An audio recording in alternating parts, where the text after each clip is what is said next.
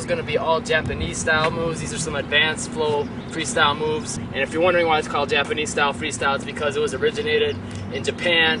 And I'm just going to show you some of the basics to get you started in this video.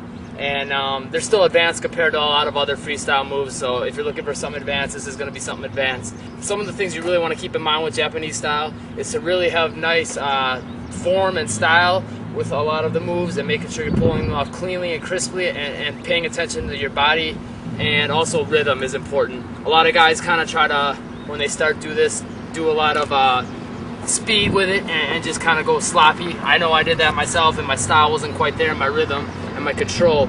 So first, before anything else, before speed, because I know that's one of the things that looks cool when you watch Japanese style freestyle, you want to first make sure you have your control, rhythm, and style all down pat.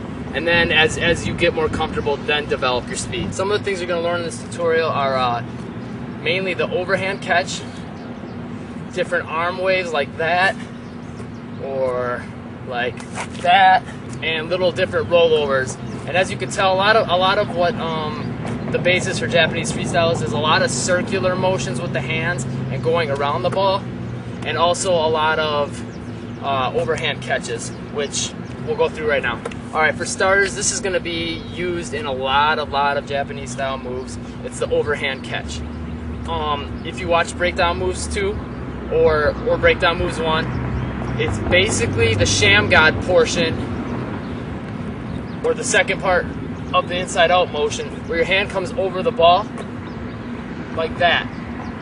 Now, the difference is in Japanese moves, you're going to be doing that in the air. It's going to be done as an air move, not a dribble move, and your hand won't be on the ball to begin with, generally speaking.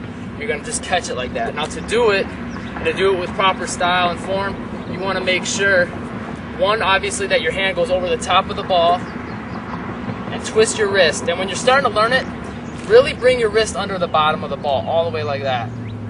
After you get better at it, you can go a little bit more to the side like that, and not quite so under it.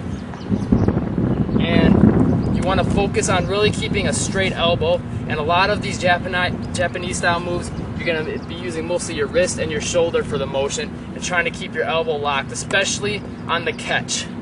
You can have your arm bend and stuff like that when you're moving in circles, but generally on the catches, you want to try to have your elbow straight.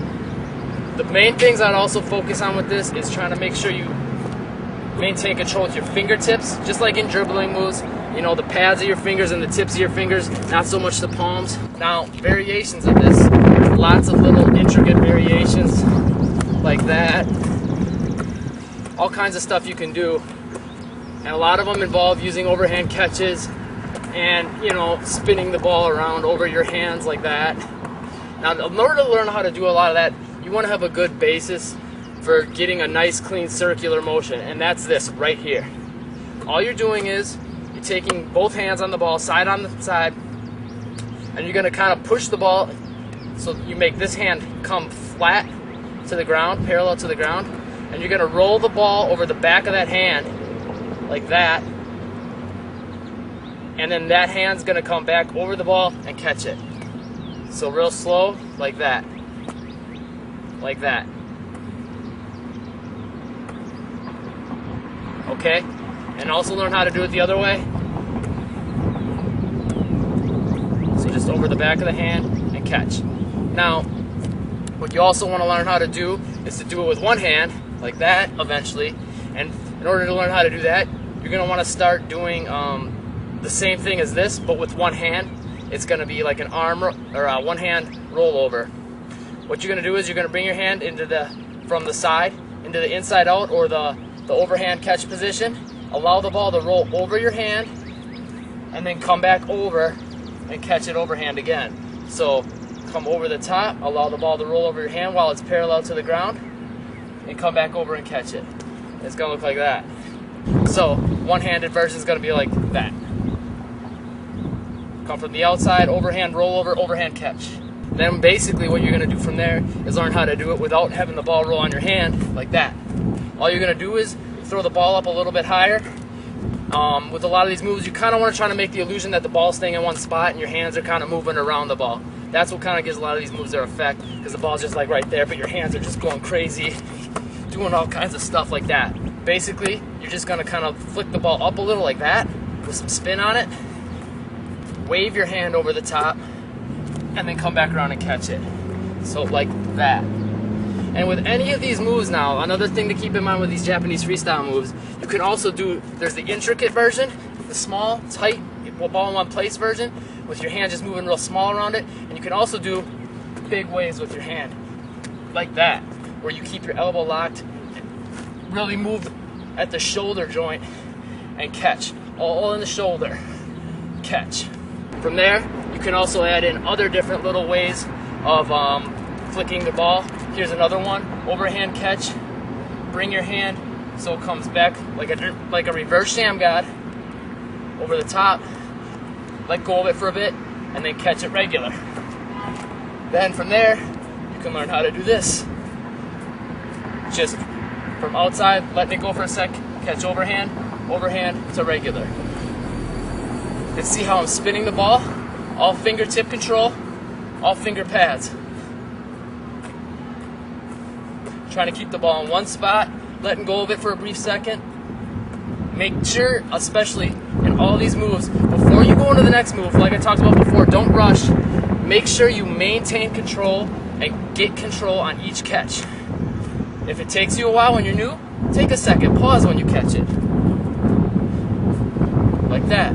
Go slow first. And then after a while, you can do it faster.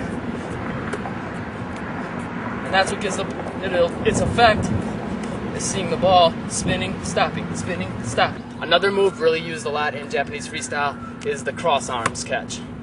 And then there's also the over the top. Basically all it is two overhand catches with both hands. And what you can do is, see that? Come over with each hand. So all you're doing is switching which hand is on top.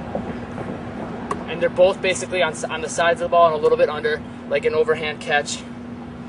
See that? What happens in Japanese freestyle is you won't so much just do that as you will just do one quick overhand to overhand handoff like that. Or you'll just be in the middle, doing some moves or whatever, going like that. And, it's just a different way to hand the ball off is all it is. Instead of going like this, it looks a little crazier to go like this. It's just adding a little something extra in there. Instead of going like that, it looks real plain, not requiring a whole lot of talent, or it's not that original or different from what you see, any normal person that just plays basketball do. But to do this, it adds a different element. And there's also one other remix you can do with that. You'll have the ball overhand catch style in one hand. You can come overhand with the other one, so you got the cross arms, and you'll take that new hand that you put over the top, flick it so the ball comes over the top of the original hand, like that, and wave that original hand over and catch it overhand catch. So it'll be like this. Once you start getting some of these concepts down and stuff like that, basically a lot of it isn't so much coming up with new moves as it is coming up with new combinations and new arm ways to do in between. You have all the different positions. You have the overhand, you have the regular. You know how to flick the ball so it comes back, and so it comes the overhand. And you know how to do your little arm waves. Now there's a variation right there. Doing this, but adding in your other arm to chop through the ball, like that. Basically gonna come between your hand and the ball with your opposite hand. And all you're doing with that is doing a wave with one hand and a chop with the other and catching it overhand. So you're basically doing this and adding a chop in between.